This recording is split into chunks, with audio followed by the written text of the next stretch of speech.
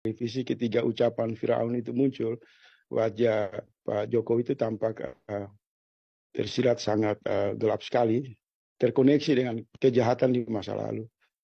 Sehingga saya kemudian merenung, kalau memang Firaun itu punya nama di masa lalu, maka di masa kini ini Firdodo. Ini satu gambaran pemimpin yang berperilaku munafik, sangat pembohong, dan seorang pembohong itu kan tidak bisa diwakilkan untuk berbicara tentang peradaban, keadilan, kejujuran, kebenaran. Karena memang dia dari sampah demokrasi liberal, dari permainan konstruksi kejahatan, politik transaksional, politik sekularisme.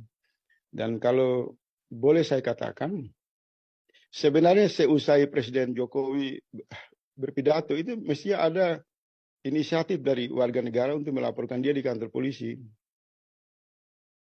Kenapa? Karena ucapannya itu tidak sejalan dengan tindakannya.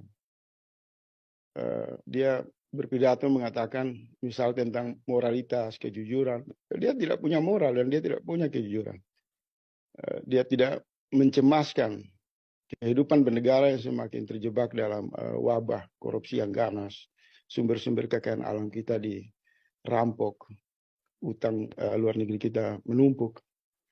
Terus ya, saya berharap dan saya berdoa ada kaum intelektual aktivis datang ke kantor polisi terdekat melaporkan Jokowi dan menyerahkan semua pidato untuk diuji di kantor polisi. Apa benar ucapan dia itu sesuai dengan realita bernegara?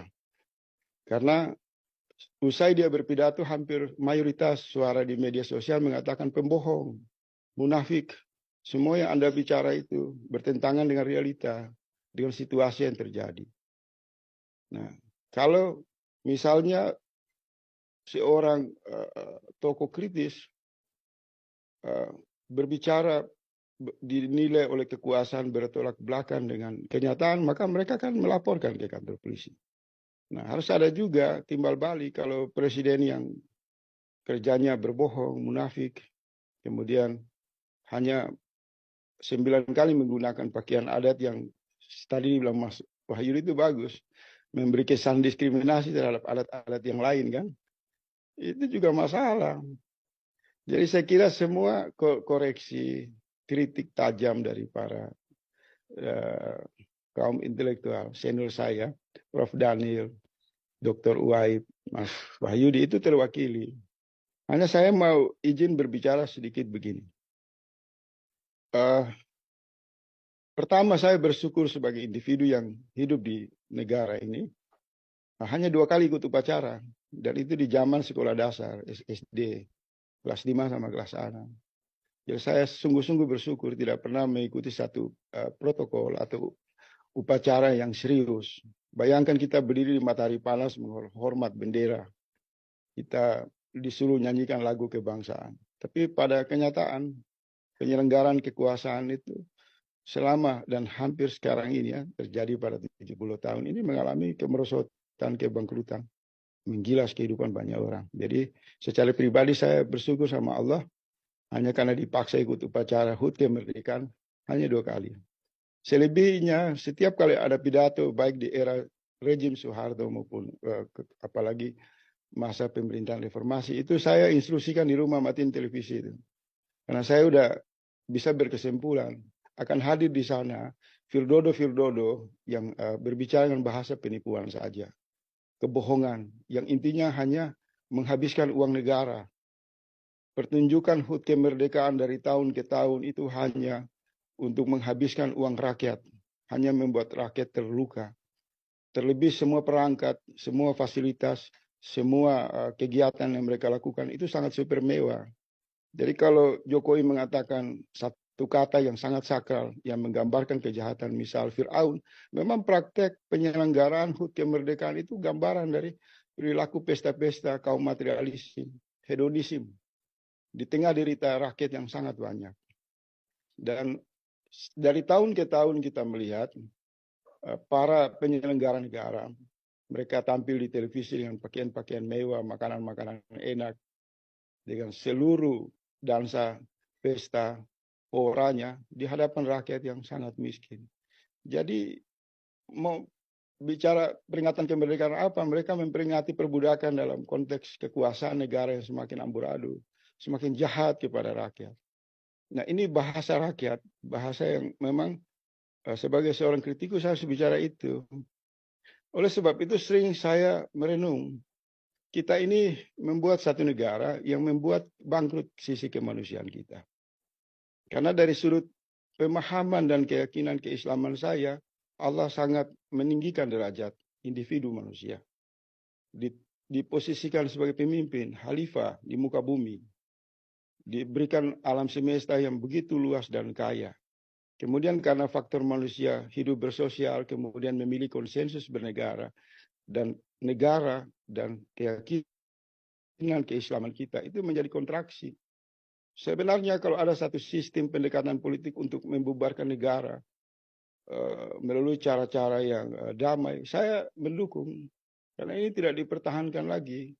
Organisasi ini sudah dibajak oleh segelintir orang untuk memperkaya kehidupan mereka, memuluskan seluruh praktek mafia, praktek kejahatan korupsi, praktek penindasan dan penghinaan terhadap kehidupan manusia. Jadi kalau mau serius berbicara dalam konteks mengevaluasi negara di mana puncaknya adalah evaluasi kemerdekaan, maka kita harus berani mengatakan ini operasional negara, sistem, perilaku kepemimpinan ini jauh dari sudut pandang Islam yang mengagungkan manusia, dari sudut pandang tauhid di mana derajat manusia ditinggikan namun direndahkan dengan sistem bernegara seperti ini. Jadi misal begini, kalau kita bicara prinsip kemerdekaan, kita tidak pernah merdeka. Karena dalam Islam itu kita diikat 9 kali bersahadat setiap hari mengatakan tiada Tuhan selain Allah dan Rasul adalah utusannya. Melalui proses sholat. Dan kita terus menerus mengikuti seluruh anjuran Allah dan Rasul. Maka pengertian merdeka adalah mereka yang hidup dalam bimbingan ilahi. Nah, kalau merdeka dalam bimbingan negara, hari ini negara tidak membimbing rakyatnya untuk merdeka. Semua mereka hianati. Mereka membuat konsensus, kesepakatan, kejahatan politik untuk memperbudak kehidupan manusia. Jadi, setiap kali hadir acara kemerdekaan, peringatan kemerdekaan setiap tahun, saya pribadi itu tersobek-sobek melihat perilaku hedonisme yang ditampilkan para penyelenggara negara. Menunjukkan bahwa pengorbanan mayoritas umat Islam menghadirkan negara untuk memuliakan manusia, kemudian dibajak oleh pendekatan sekularisme, pendekatan liberalisme, penghambaan terhadap materialisme. Maka upacara-upacara itu sebenarnya bagian dari ekspresi Fir'aun saja, ekspresi para orang-orang jahiliyah. Kalau serius kita mau bicarakan, negara ini mayoritasnya Islam, sumbangan pajaknya dari partisipasi masyarakat Muslim. Mereka berkontribusi untuk kemerdekaan. Tapi saat puncak hari peringatan perenungan kemerdekaan sebagai satu kontemplasi nasional, kemudian Presiden tidak menunjukkan wajah keislamannya. Takut di hadapan Allah, takut di hadapan orang-orang beriman, takut di hadapan para leluhur yang mengorbankan darah, air mata, berjihad untuk membangun tanah dan air untuk kemerdekaan anak cucunya. Jadi kalau dari dimensi tauhid, apa yang kita lihat di televisi tentang pertunjukan secara nasional dilakukan oleh Presiden Jokowi dan para pembantunya, ini jauh lebih biadab, jauh lebih bajingan dari Fir'aun. Mereka mengkhianati keyakinan, keimanan mayoritas umat Islam di Indonesia. Seolah-olah umat Islam tidak terkoneksi dalam bahasa-bahasa mereka, perilaku-perilaku mereka. Mestinya kan Jokowi itu menyampaikan permohonan maaf kepada seluruh umat Islam sebagai pembayar pajak terbesar di Indonesia, di mana kepemimpinannya tidak berhasil menegakkan prinsip-prinsip negara secara manusiawi. Korupsi tumbuh di mana-mana. Rakyat ditindas dengan alat-alat kekuasaan secara semena-mena. Utang luar negeri ini dibuat, nanti bebannya adalah ditanggung oleh mayoritas umat Islam. Mestinya pidato Jokowi itu adalah pidato yang menegaskan sebagai makhluk manusia yang memimpin manusia yang telah melakukan kejahatan. Takut kepada Allah, takut kepada ajaran Islam, takut kepada keimanan umat Islam sebagai modal besar di Republik ini. Oleh sebab itu, kalau banyak orang memprotes, dalam bahasa-bahasa